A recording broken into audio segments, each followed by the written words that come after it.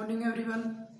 आज कक्षा 12 विषय जीव विज्ञान के बारे में जो हमने पहली क्लास ली थी और सेकंड क्लास ली थी, आज उससे आगे की क्लास लेंगे। ठीक है, तो थोड़ा सा हम देख लेते हैं कल क्या पहली क्लास में क्या पढ़ा था। तो पहली क्लास में, इससे पहली क्लास में हमने दांत के बारे में पढ़ा था कि दांत कितने प्रकार के होते हैं, जिसमें हमने इसके 8 टाइप देखे थे। ठीक है, तो आशा करता हूँ आपने भी अच्छे से नोट किए होंगे। एक बार और दोहराता हूँ। तो इसमें सबसे पहले देखा था हमने समदंती, फिर समदंती। ठीक है, यहाँ पे देखा था हमने एक वर्षदंती या एक बारदंती, एक बारदंती, द्विबारदंती और बहुदंती। बहुदंती बहुदंती। उसके बाद देखा था प्लूरोडोंट,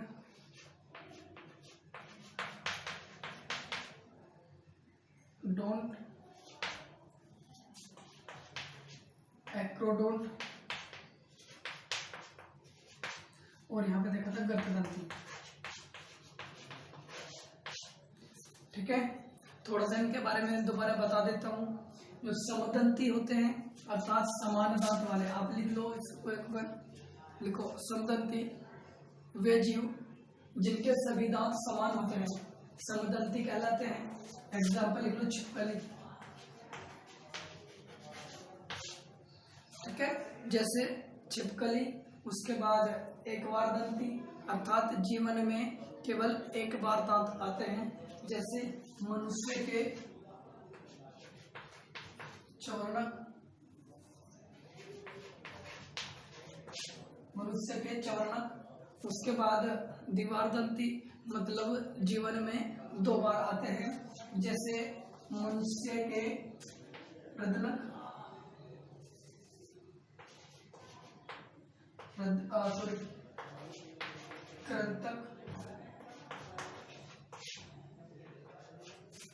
कृंतक।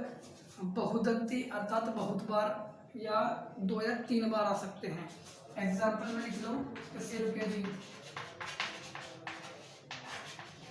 कशेरुक के जीव। उसके बाद है विषमदंती अर्थात कई प्रकार के दांत होते हैं, जैसे मानव। उसके बाद प्लूरोडोंट अर्थात इसका मतलब है कि दांत हड्डियों की सतह पर जुड़े होते हैं, हड्डियों की सतह पर जुड़े होते हैं। एग्जाम्पल में लिखो, हड्डियों की सतह पर जुड़े होते हैं, छिपकली। ठीक है, लिख लिया छिपकली। उसके बाद लिखना है एक्रोडोंट। एक्रोडोंट अर्थात हड्डियों के खांचे में धसे होते हैं या जुड़े होते हैं, हड्डियों के खांचे से जुड़े होते हैं। एग्जाम्पल में लिखो सांप, सांप। और गर्भदंती में लिखो हड्डियों के बने होते हैं या हड्डियों के माध्यम में जुड़े होते हैं। मतलब कि देखो, ये तीनों हड्डियों से जुड़े होंगे, लेकिन कुछ सतह से होंगे और कुछ हड्डियों के अंदर घुसे होंगे। ठीक है, इसमें एग्जाम्पल लिख लो, घड़ियाल।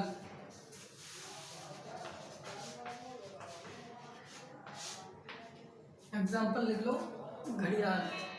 ठीक है, आशा करता हूँ आपने इतना उतार लिया होगा, और जैसे मैं लिखता रहूँ तो आप साथ के साथ इसको उतारते रहा करो। ठीक है, उससे आसान होगा। ठीक है, मैं एक बार साइड में हो जाता हूँ, स्क्रीनशॉट ले सकता हूँ। ओके, ले लिया। ठीक है, तो अब हमें पढ़ना है मानव। क्या पढ़ना है? मानव। और जब से मानव ही पढ़ता है तो मानव के दांत के बारे में पढ़ेंगे। ठीक है, लिखो मानव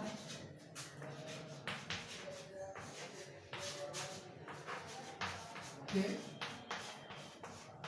दांत। ठीक है, मानव के दांत थोड़ा सा बेसिकली बता दूं। जो मानव के दांत होते हैं, देखो इसमें मानव के दांत यह मानव शरीर के सबसे कठोर अंग होता है। मानव शरीर का सबसे कठोर अंग होता है। यह कैल्शियम फॉस्फेट का बना होता है। कैल्शियम फॉस्फेट का बना होता है। क्लियर? यह कैल्शियम फॉस्फेट का बना होता है। जो मानव के दांत होते हैं उन्हें दो भागों में पढ़ सकते हैं। तो होता है स्थायी और दूसरा होता है अस्थायी। तो मानव को बहुदंती इसलिए बोलेगा क्योंकि इसके जीवन में 2 बार दांत आवे, 2 या 3 बार दांत आ जाते हैं। और एक खास बात यह भी है कि कई प्रकार के दांत पाए जाते, कई प्रकार के दांत पाए जाते हैं। जैसे स्थायी दांत कैसे होते हैं, यह है कठोर, यह कठोर तथा, देखो यह है कठोर तथा एक बार ही आते हैं। इसलिए यह कठोर है, एक बार ही आते हैं। अर्थात ये टूट गए तो गए, ठीक है।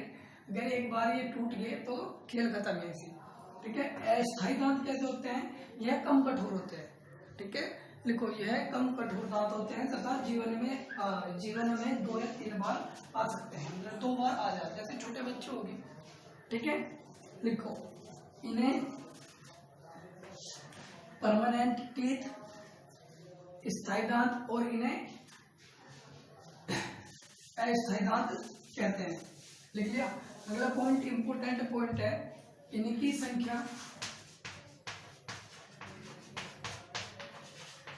20 और इनकी संख्या 32 होते हैं। इंपोर्टेंट पॉइंट ये है कि जो अस्थायी दांत होते हैं उनकी संख्या कितनी होती है, 20, और जो स्थायी दांत होते हैं उनकी संख्या होती है 32। 6 माह से लेकर 2 साल तक के बच्चों में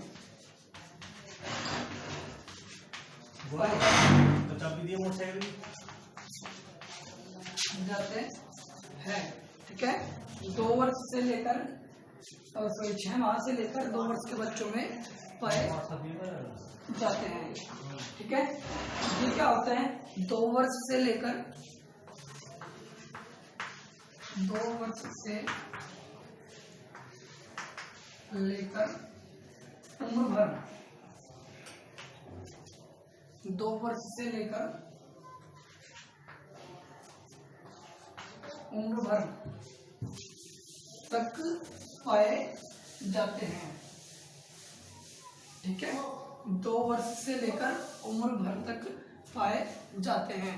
जो अस्थायी दांत होते हैं वे क्या होते हैं, छोटे बच्चों में पाए जाएंगे, जो 2 वर्ष से लेकर 6 माह से लेकर 2 वर्ष तक का होगा। उसके बाद क्या होगा, वे टूट के खत्म हो जाएंगे और जो स्थायी दांत होंगे वे निकल आएंगे, ठीक है। अब लिखो, मानव के टीथ आकार के आधार पर, आकार के आधार पर, लिख लिया। आकार के आधार पर, देखो आकार के आधार पर मानव के टीथ 4 प्रकार के होते हैं। आकार के आधार पर मानव के टीथ 4 प्रकार के होते हैं, ठीक है। सबसे पहला लिखो कृंतक।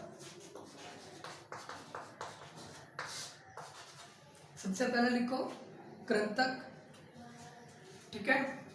कृंतक के बाद लिखो रदनक, रदनक के बाद लिखो अग्रचर्णक,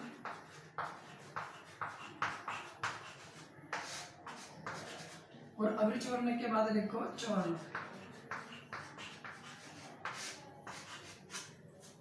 लिख लिया। कृंतक, रदनक, चौर्णक और अग्रचौर्णक, ठीक है। ये 4 प्रकार के दांत हो गए मानव के, सेकंड, ठीक है। कृंतक, रदनक, अग्र चवर्णक और चवर्णक। इंग्लिश में बोलूं तो इन्हें बोलते हैं इंसाइजर, लिख सकते हो इंसाइजर, कैनाइन, प्रीमोलर और मोलर। ठीक है, वैसे इंग्लिश पे ज़्यादा वो नहीं करने के हम, क्योंकि हिंदी माध्यम की वीडियो चला रहे हैं और सभी हिंदी माध्यम के बच्चे हैं। ठीक है, कृंतक के अंदर आप लिख सकते हो, कृंतक के अंदर आप लिख सकते हो यह मनुष्य के सामने वाले या भोजन को काटने वाले दांत होते हैं। ठीक है, मानव के सामने वाले जो दांत चमकते हैं वे कृंतक कहलाते हैं। ठीक है, और उनकी आकार इस प्रकार का होता है, जैसे मैंने बोर्ड में बनाया। ठीक है, आप इस तरह से बना सकते हो। इनका कार्य भोजन को काटना होता है। ठीक है, भोजन को काटना होता है। इनका कार्य भोजन को काटना होता है। उसके बाद हेडिंग डालोगे रदनक, और इसके अंदर डालोगे कि इसका कार्य रदनक। ठीक है, इनका कार्य भोजन को चीरना व फाड़ना। ठीक है, भोजन को चीरना व फाड़ना होता है। जो रदनक होता है ना, वो भोजन को चीरते और फाड़ते हैं। ठीक है, जैसे मान लिया आपको, देखो आपको समझाऊं, आप एक सेब ले रहे हो। ठीक है, अब आपने एक सेब लिया और आपको उसे खाना है, तो जैसे आप उसे खाओगे, कैसे खाओगे? ऐसे तो खाओगे, सामने से, फ्रंट से उसको काटते हो इस तरह से। तो वे क्या करते हैं, जैसे खाते हो तो आप उसको जैसे काटते हो, तो काटने के लिए फ्रंट के दांत का यूज करते हो, अर्थात कृंतक का यूज कर रहे हो। ठीक है, तभी मान लिया सेब खाने के बाद आपका मन किया कि चलो भाई गन्ना खा लेने, और आप गन्ना खाने चले। और जैसे ही आपने हाथ में गन्ना लिया, तो आपने गन्ना जैसे उखाड़ना होगा, तो आप क्या करोगे, उसको जैसे चीरना होगा। तो जैसे चीरते हैं ना, तो आप किसके पास जाते हो? रदनक भाई साहब के पास। आप तभी जाते हो, उनको सामने से तो नहीं काट सकते, आप साइड से काटोगे ना, तो क्या करोगे, चलो भाई रदनक भाई साहब के पास। ये क्या करते हैं, उसको चीर देते हैं और उखाड़ देते हैं। तो इनका कार्य क्या होता है, भोजन को चीरना व उखाड़ना, और इनका कार्य कैसा होता है, भोजन को काटना। तो इनका आकार किस प्रकार का होगा, इनका आकार होगा इस प्रकार से। ठीक है, इनका आकार किस प्रकार से होगा, इस प्रकार से। उसके बाद जो अग्रचवर्णक है, जो अग्रचवर्णक होते हैं, अर्थात भोजन को, लिखो इनका कार्य भोजन को फोड़ना।